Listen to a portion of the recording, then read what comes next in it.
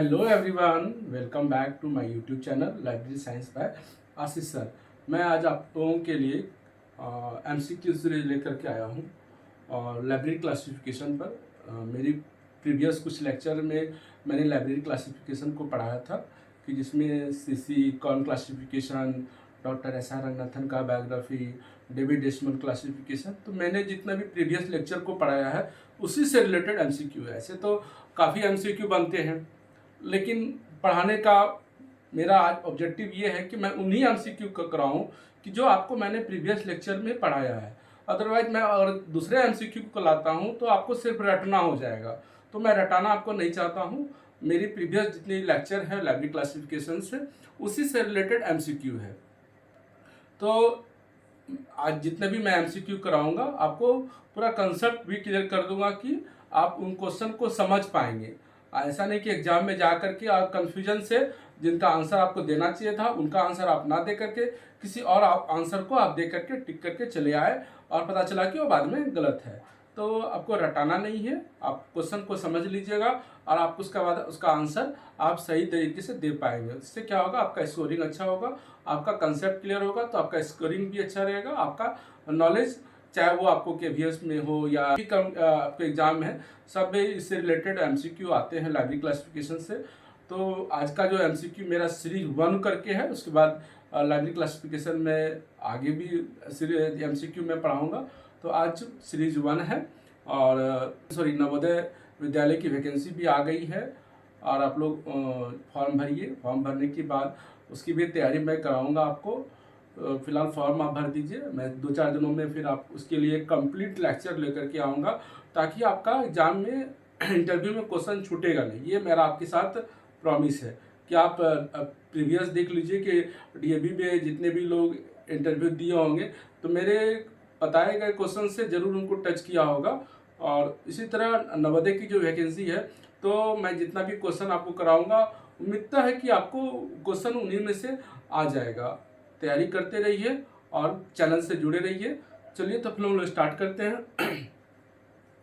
हमारा है कि the word classification is derive from which Latin word. ये क्वेश्चन बहुत कॉम्पिटिटिव एग्जाम में आता है। हर एक आप देखिएगा, कभी नवोदय में नहीं आया तो केवीएस में आ गया, केवीएस में नहीं आया तो आर्मी पब्लिक स्कूल में आ गया या और किसी एग्जाम में आ जाता है। तो इस क्वेश्चन को आपके दिमाग में एकदम पूरा बैठा लेना है कि ये क्वेश्चन कहीं ना कहीं आपको एग्जाम में आ ही सकता है। तो यहाँ पर है कि the word classification is derive from which Latin word. Latin word किस वर्ड से है? क्लासिक है, क्लासिस है, क्लासीफाई है और क्लासेस है, क्लास है।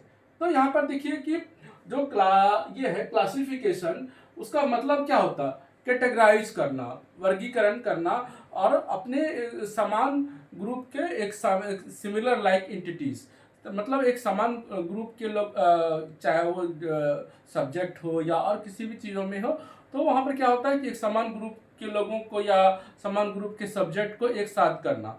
तो यहाँ पर है कि इसका बेस होता है क्लास। क्लास मतलब कैटेगरी। तो कैटेगरी से मतलब होता है कि जो लैटिन वर्ड है वो लैटिन वर्ड इससे आया है, क्लासिस। ठीक है, यहाँ पर मैंने इसको कंफ्यूजन के लिए क्लासिक भी रखा है और क्लासिस। क्लासिस यहाँ पर क्लासिफाई नहीं होगा और क्लास भी नहीं होगा, क्योंकि लैटिन वर्ड क्या है? क्लासिस। तो ये आपको याद रखना है कि किस वर्ड से आया। The word classification is derived from which Latin word, तो आपका यहाँ पर क्लासिस होता है। ठीक है, नेक्स्ट क्वेश्चन आते हैं कि what is the meaning of classification. मैंने आपको बताया भी था कि क्लासिफिकेशन क्या होता है, मैंने प्रीवियस लेक्चर में मैंने आपको पढ़ाया है। क्लासिफिकेशन क्या होता है, देखिए चारों ऑप्शन में समझिए। हो सकता है कि आपको कंफ्यूजन से अगर आप नहीं समझ पाए होंगे ऑप्शन को, तो आप गलत आंसर टिक कर दीजिएगा। तो यहाँ पर कह रहा है कि टू क्लासीफाई द डॉक्यूमेंट्स, ये सही है कि डॉक्यूमेंट्स को क्लासीफाई करना। अब हो सकता है कि इसका आंसर आप ये भी दे सकते हैं, लेकिन क्या होता है, चार ऑप्शन में जो ऑप्शन ज्यादा सूट करता है ना, उसी आंसर को आपको टिक करना होता है। The document to classify the subject of the document, यहाँ चेंज हो गया, यहाँ पर भी लिखा था टू क्लासीफाई द डॉक्यूमेंट, यहाँ हो गया टू क्लासीफाई द सब्जेक्ट। यहाँ पर क्या हो गया चेंजेस, यहाँ पर सब्जेक्ट। ठीक है, इसके बाद आता है टू क्लासीफाई। क्लासीफाई करना होता है किसको? To classify the index of the document. ये भी गलत है, क्योंकि इंडेक्स का क्लासीफाई नहीं करना होता है, ये गलत है। तो यहाँ पर पहले क्या होता है कि 4 ऑप्शन में आपको रॉन्ग ऑप्शन जो है उसको आपको हटाना पड़ता है, कि इससे क्या होगा कि अगर लास्ट में 2 बचता है तो आप उसको टिक कर सकते हैं। तो पहले 2 रॉन्ग 4 ऑप्शन में से 2 रॉन्ग को हटा दीजिए। तो हमारा सबसे पहला अगर हम उसको हटाएंगे तो ये वाला ऑप्शन को हटा देंगे। टू क्लासीफाई इसको भी हटा देंगे। इसके बाद क्या होता है, अब 2 ऑप्शन बच जाता है कि अब 2 ऑप्शन में होता है कौन सही है, कि आप देखिएगा दोनों ऑप्शन में सूट ज्यादा कौन करता है, टू क्लासीफाई द डॉक्यूमेंट और to classify the subject of the document. हम लोग जब क्लासिफिकेशन करते हैं, चाहे वो डीडीसी से करें, सीसी से करें, तो किसी बुक का जब डॉक्यूमेंट का करते हैं तो उसका क्या फाइंड आउट करते हैं, सब्जेक्ट को फाइंड आउट करते हैं। तो यहाँ पर ऑप्शन क्या हो जाएगा हमारे लिए, सब्जेक्ट। तो ये हमारे लिए क्या सही हो जाएगा, सब्जेक्ट ऑफ द डॉक्यूमेंट। ये आपका इसको बैठा लीजिएगा दिमाग में, समझ लीजिए इस क्वेश्चन को कि हम क्या करना है, किसी भी डॉक्यूमेंट का सब्जेक्ट को आइडेंटिफाई करते हैं और उसी का एक आर्टिफिशियल नंबर देते हैं, चाहे वो डीडीसी से हो या सीसी से हो। तो इसका आंसर हो जाएगा to classify the subject of the document. Method, next question है, method of residue is find out what. ये भी क्वेश्चन मैंने आपको पढ़ाया है जब मैं सीसी को पढ़ा रहा था, तो वहां पर पीएमईएसटी को मैंने पढ़ाया था। PMEST, P for personality, M for matter, E for energy, S for space and T for time. तो वहां पर मैंने आपको समझाया था कि पर्सनालिटी को आइडेंटिफाई करना आसान नहीं होता है। पर्सनालिटी को आइडेंटिफाई करना आसान नहीं होता है, तो हम क्या करते हैं, रिवर्स से चलते हैं। तो रिवर्स से जो सबसे आसान होता है, हमें क्या करना होता है, टाइम, स्पेस, एनर्जी, मैटर। हम क्या करते हैं, इन चारों चीजों को आइडेंटिफाई कर लेते हैं। तो जो लास्ट में क्या बचता है हमारे लिए, पर्सनालिटी। इसलिए मैंने बताया था कि सबसे आइडेंटिफाई क्या करता है, मेथड ऑफ रेसिड्यू बताता है कि किसको आइडेंटिफाई करना है, कि लास्ट में कि पर्सनालिटी को, फैसेट को आइडेंटिफाई करना होता है। कि ये सब इन सारे का ये आसान होता है पहचानना। तो जो लास्ट में बच जाता है वो हमारे लिए क्या होता है, पर्सनालिटी। चलिए यहाँ तो क्या हो जाएगा हमारे लिए, आंसर हो जाएगा पर्सनालिटी फैसेट। इसके बाद आते हैं नेक्स्ट क्वेश्चन है, Apupa pattern is related with which process. अब अपूपा पैटर्न क्या होता है, अपूपा पैटर्न क्या होता है, रंगनाथन ने दिया था, डॉक्टर एस.आर. रंगनाथन ने क्यों दिया था अपूपा पैटर्न को, चलिए जानते हैं। उसके बाद हम लोग उसका आंसर को टिक करेंगे। अपूपा का होता है एलियन, पिन्यूमरल,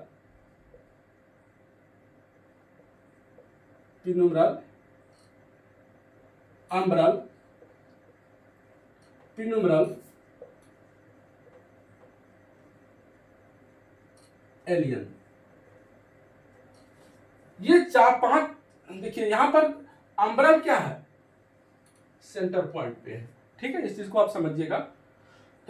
अम्ब्रेला देखते हैं ना, अम्ब्रेला एक रॉड से डिफरेंट क्या होते हैं कि रॉड उसके साथ जुड़े रहते हैं। तो अम्ब्रेला आप जब किसी भी कहीं पे आप जाते हैं या किसी लाइब्रेरी में जाते हैं, तो आपका एक दिमाग में होता है कि हमें इस सब्जेक्ट को इस सब्जेक्ट की बुक चाहिए। तो आपके दिमाग में रहता है कि मान लीजिए सपोज दैट आप लाइब्रेरी गए और आर.एस. अग्रवाल की बुक्स चाहिए आपको, तो आप आर.एस. अग्रवाल की पहले तरफ क्या करते हैं, मूव करते हैं, आपको आर.एस. अग्रवाल मिल जाता है। उससे सटे और भी ऑथर के बुक लगे रहते हैं, तो या वो के.पी. सिन्हा के लगे रहते हैं। तो पहले क्या होता है, अम्ब्रेल का मतलब होता है जो सेंट्रल पॉइंट पे हो, और इससे जो रिलेटेड सब्जेक्ट होता है वो पिन्यूमरल, और एलियन मतलब होता है बाहरी। तो ये क्या हो जाता है कि और इससे जो दूर ज्यादा सब्जेक्ट है वो एलियन के रूप में आते हैं, बाहरी सब्जेक्ट। तो हमारा मेन होता है अम्ब्रेल।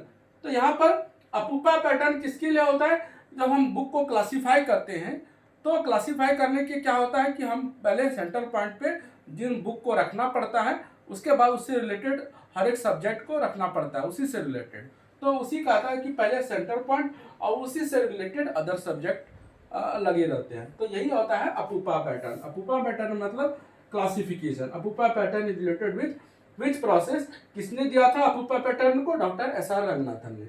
इसका फुल फॉर्म एग्जाम में आ सकता है कि आपको ये ऑप्शन दे देगा और भी इसके साथ भी ऑप्शन दे देगा, तो आपको टिक करना है एलियन, पिन्यूमरल, अम्ब्रल, पिन्यूमरल, एलियन, ठीक है। ये हो गया हमारे लिए क्लासिफिकेशन। नेक्स्ट क्वेश्चन आता है, in which classification scheme 0 is the only indicator digit. ये अभी आपको याद नहीं करना है, ये क्वेश्चन आपको समझना है कि कैसे समझना है। कि डीडीसी जब आप प्रैक्टिस करते हैं तो देखते हैं कि उसमें कहीं भी ऐसा जीरो है, कहीं पर आप प्रैक्टिस जब कीजिएगा तो आपको लगेगा कि एक जगह जीरो आता है।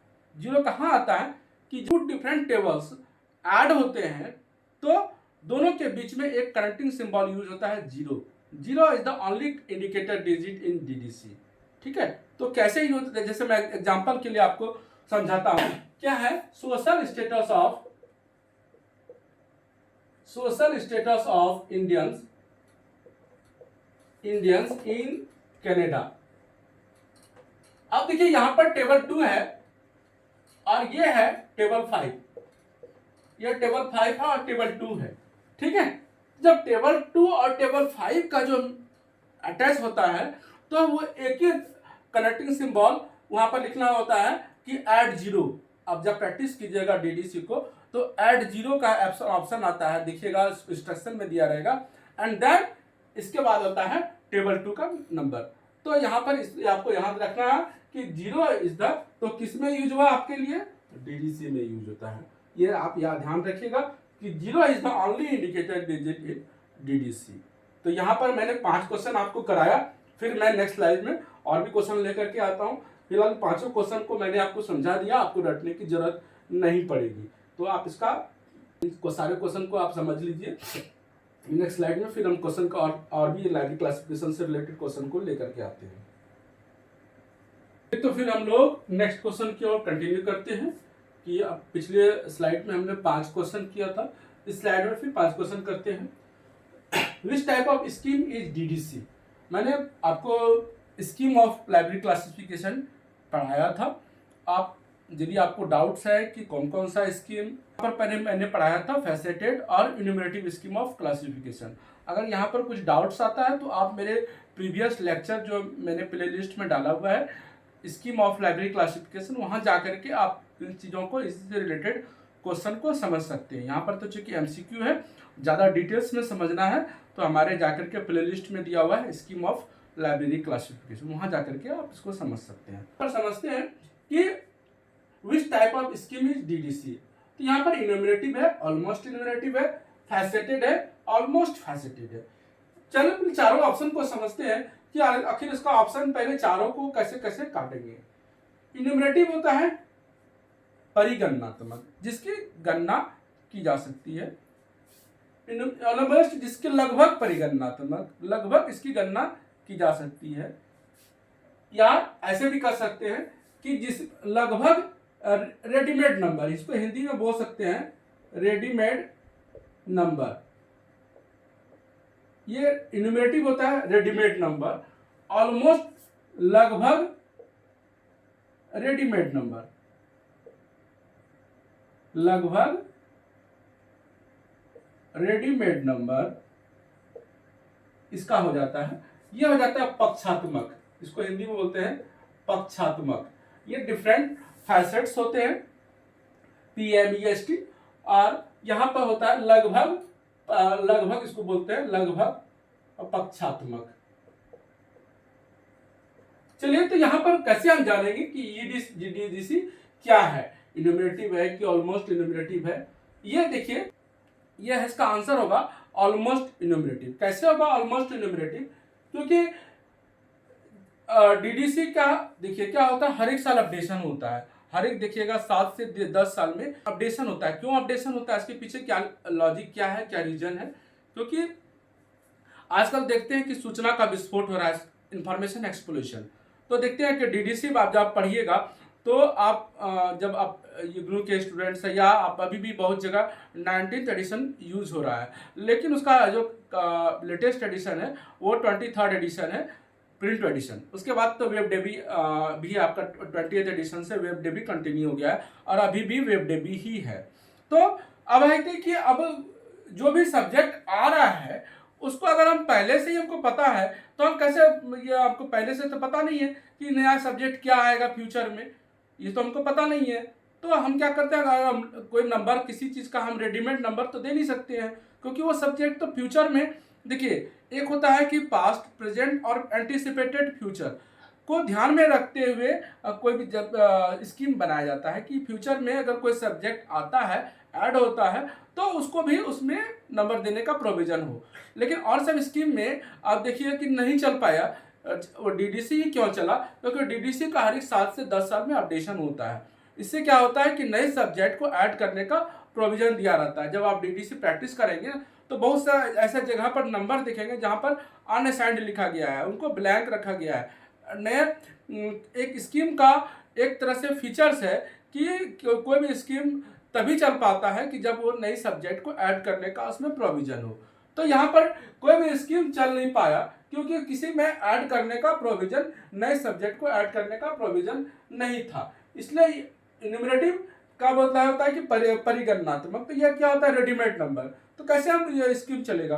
तो इसलिए डीडीसी क्या है ना कि अभी ऑलमोस्ट इन्यूमरेटिव है और ये शायद इन्यूमरेटिव हो भी नहीं पाएगा क्योंकि नया नया सब्जेक्ट का आते जाता है। इसलिए इसका आंसर क्या हो जाएगा? ऑलमोस्ट इन्यूमरेटिव। याद रखिएगा इसको। फिर which of the oldest classification scheme, लगभग 8 टाइप के क्लासिफिकेशन स्कीम्स हैं। DDC, UDC, CC, EC, bibliography classification, column classification. तो 8 टाइप के क्लासिफिकेशन स्कीम्स हैं। लेकिन सबसे ओल्डेस्ट क्या है? तो जानते हैं यहाँ पर ऑप्शन जो 4 है। तो सीसी कब आया था? 1933 में। डीडीसी कब आया था? 1876 में। एलसीसी लाइब्रेरी ऑफ कांग्रेस आया था 1904 में और यूडीसी आया था 1905 में। तो यहाँ पर ऑप्शन से क्या समझ में आता है? ये हमारे लिए सबसे पुराना क्या है? 1876। इसके बाद ही जितने स्कीम्स आए थे वो सब 1876 के बाद के ही स्कीम्स हैं। इसलिए सबसे हमारा पुराना कौन सा क्लासिफिकेशन स्कीम्स हुआ? तो डीडीसी हो गया। तो यहाँ पर इसका आंसर क्या हो जाएगा? डीडीसी। इसमें क्या था? ऑलमोस्ट इन्यूमरेटिव। इसमें क्या आंसर हो जाएगा? डीडीसी। इसके बाद आता है what is the index of DDC. DDC याद रखिएगा 3 वॉल्यूम्स में है, अभी तो करंट में 4 वॉल्यूम्स में है। तो उसका तो जो इंडेक्स है वो क्या किस नाम से जाना जाता है? तो उसमें पहला हम बोल सकते हैं 19th एडिशन में अगर है तो 3 वॉल्यूम्स में है और 23rd एडिशन में कितने हैं? 4 वॉल्यूम में। तो 4 वॉल्यूम क्या है वो भी हम लोग समझ लेते हैं और 3 वॉल्यूम क्या है वो भी समझ लेते हैं। तो पहला है 19th एडिशन में जो हमारा फर्स्ट वॉल्यूम है इंट्रोडक्शन एंड टेबल्स, वो हो गया। सेकंड शेड्यूल्स है और थर्ड है रिलेटिव इंडेक्स। इसी तरह 23rd एडिशन में उसमें भी इंट्रोडक्शन टेबल्स है, सेकंड शेड्यूल है और थर्ड भी शेड्यूल्स है और फोर्थ जो हमारा वॉल्यूम है वो भी रिलेटिव इंडेक्स है। तो हमारे लिए क्या हो गया? What is the index of DDC. तो हमारे लिए क्या हो गया? Relative index. रिलेटिव इंडेक्स होता है मतलब इसी से रिलेट करता है, इसी का डीडीसी का ही पार्ट है, इसलिए कारण से इसी का नाम रिलेटिव इंडेक्स पड़ा। इसका फुल इंडेक्स क्या होगा? गलत होगा। सेमी इंडेक्स गलत होगा और सब्जेक्ट इंडेक्स गलत होगा। तो यहाँ हमारे लिए क्या आंसर हो जाएगा? Relative index. उसका टाइटल भी क्या है? David decimal classification and relative index. तो ये हमारे लिए याद रखिएगा कि रिलेटिव इंडेक्स इसका आपका इंडेक्स क्या है? इसका नाम है रिलेटिव इंडेक्स। अब नेक्स्ट क्वेश्चन आते हैं, who is the divisor of expensive classification. Expensive क्या है? किसने दिया था? कटर ने दिया था। क्या है? यहाँ पर जेम्स डफ ब्राउन है। जेम्स डफ ब्राउन ने किसने कौन सा क्लासिफिकेशन दिया था? जेडी ब्राउन ने सब्जेक्ट क्लासिफिकेशन को दिया था। तो ये हमारे लिए क्या हो जाएगा? रॉन्ग हो जाएगा। चार्ल्स एमी कटर और एच.ई. ब्लिस। एच.ई. ब्लिस क्या है? Bibliographic classification. जब आप बिब्लियोग्राफिक क्लासिफिकेशन की बात करेंगे तो उसको एच.ई. ब्लिस ने दिया था। Doctor SR. रंगनाथन ने कौन क्लासिफिकेशन दिया था? सीसी को दिया था। तो ये भी हमारे लिए गलत हो गया और ये भी हमारे लिए गलत हो गया। तो हमारे लिए क्या हो जाएगा? Charles Ammi Cutter. याद रख लीजिएगा, क्वेश्चन को ऑप्शन को आपको कट करना है। 4 ऑप्शन दिए जाएंगे, उसमें 2 मिनिमम आपको पहले तो 2 ऑप्शन कट करना है और इसके बाद 2 ऑप्शन में देखना अगर मान लिया आप फंसते हैं तो कि अब 2 ऑप्शन में कौन सा होगा, तो फिर आपको जज करना होगा उसमें भी क्या हो सकता है इसमें। तो पहले तो आपको याद रखिए 4 ऑप्शन में 2 ऑप्शन तो निश्चित रूप से कट करना होगा। तो यहाँ हमने पहले 2 ऑप्शन को काटा, इसके बाद सबका हमें पता था कि इसका क्या क्या हो सकता है, तब हमने इसको। अब नेक्स्ट क्वेश्चन आता है कि why CC is known as colon classification. ये भी मैंने प्रीवियस लेक्चर में पढ़ाया है कि CC is the only colon classification. क्या था? Colon is the only connecting symbol in CC. तो यहाँ पर ऑप्शन में देखिएगा, colon is the symbol of energy. आपको लगेगा जब आप इसको के बारे में डेप्थ आपके पास स्टडी नहीं रहेगा, डेप्थ नॉलेज नहीं रहेगा, तो आप सोचिएगा कि नहीं column is the symbol of energy है। सही बात है कि कॉलम का क्या कनेक्टिंग सिंबल क्या होता है? एनर्जी होता है। कॉलम होता है एनर्जी का। एनर्जी का जब आप PMEST पढ़िएगा तो एनर्जी का कनेक्टिंग सिंबल कॉलन होता है। तो आप यदि आपके पास डेप्थ नॉलेज नहीं रहेगा तो आप क्या कीजिएगा, इसको सही मार दीजिएगा, बट ये रॉन्ग है, ये याद रखिएगा, ये रॉन्ग है। इसके बाद नेक्स्ट आते हैं रंगलतन लाइट, ये भी गलती हो सकता है, तो ये भी आप उसको, यदि आपके पास डेप्थ नॉलेज नहीं रहेगा तो इसको भी टिक कर सकते हैं, बट ये आपका रॉन्ग है। क्यों? इसके बाद देखिएगा यहाँ दो ऑप्शन बचते हैं, colon is the connecting symbol used in CC. आपको लगेगा कि कॉलन तो है कनेक्टिंग सिंबल इन सीसी, आप क्या कीजिएगा, हड़बड़ में इसी को टिक मार दीजिएगा, ठीक है, इसको आप टिक मार दीजिए, बट ये क्या है, ये भी रॉन्ग है। कैसे? क्योंकि है तो जरूर एनर्जी में तो आपको colon is the connecting symbol used in CC में यूज तो हुआ है, बट यहाँ के क्वेश्चन के अनुसार ये गलत ऑप्शन है। तो कहता है colon is the only connecting symbol, तो यहाँ पर देखिएगा ओनली नहीं दिया है, यहाँ पर ओनली अगर देता तो ये ऑप्शन ठीक होता, बट ओनली किस ऑप्शन में दिया है, option number 4, colon is the only connecting symbol used when scheme was devised.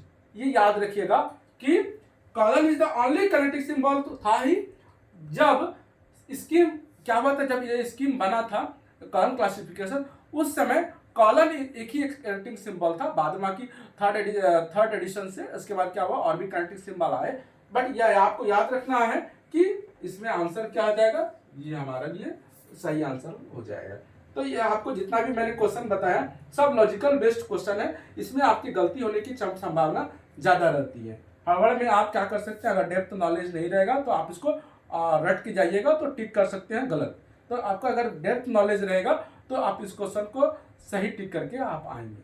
तो ये हमारे 10 क्वेश्चन आप लोगों को कराया, फिर 10 क्वेश्चन को आप अच्छे से कर लीजिए, फिर नेक्स्ट लेक्चर में हम आपको अगले लाइब्रेरी क्लासिफिकेशन से रिलेटेड क्वेश्चंस को लेकर के आएंगे और आपको पूरा उसके बारे में कंसेप्ट बता के जाएंगे। गलती होने की संभावना नहीं के बराबर होगी आपसे, और उम्मीद है कि आपको आपका एग्जाम में अच्छा स्कोरिंग भी आप कर पाएंगे। क्योंकि हड़बड़ में अगर आपके पास डेप्थ नॉलेज नहीं रहेगा, आप MCQ सीरीज खाली सिर्फ आप बुक से रट लेंगे कि भाई इसका क्या होगा, तो आपकी गलती होने की संभावना ज़्यादा रह सकती है। तो अगर आपके पास डेप्थ नॉलेज होगा, आप पढ़े रहेंगे टॉपिक को, तो आपकी गलती होने की संभावना कम हो जाती है। तो इतना ही, फिर नेक्स्ट लेक्चर में मिलते हैं और MCQ सीरीज के साथ लाइब्रेरी क्लासिफिकेशन। आज के लिए इतना ही, धन्यवाद, फिर मिलते हैं। और मेरे चैनल को लाइक कीजिए, शेयर कीजिए, सब्सक्राइब कीजिए और बेनिफिट लीजिए। जब मैं जितना होगा आपको बेनिफिट दे करके रहूँगा, और मैं कॉम्पिटिटिव एग्ज़ाम का भी तैयारी कराऊँगा, आपको प्रैक्टिकल भी तैयारी कराऊँगा, थ्योरी भी तैयारी कराऊँगा, ये मैं कराऊँगा आपको, ठीक है। इसकी ज़्यादा आपको चिंता लेने की ज़रूरत नहीं है। मेरे चैनल से जुड़े रहिए बस, ठीक है, धन्यवाद।